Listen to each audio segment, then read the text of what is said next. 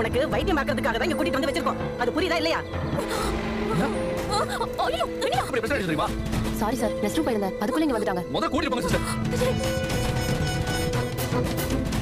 எங்க டேய் விஜய், இவளை இதுக்கு மேல வீட்டுக்குள்ள வச்சிருந்த உன்னோட சாரதாவுக்கெல்லாம் தெரிஞ்சா பெரிய பிரச்சனை ஆயிரும்டா. பாவம், அந்த பொண்ணுக்கு யாருமே இல்ல பாட்டி.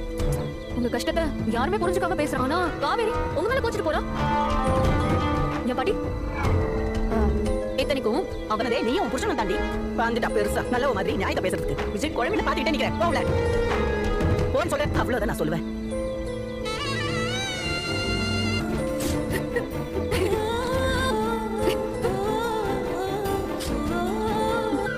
நீங்க எதுக்குங்க சாரி கேக்குறீங்க?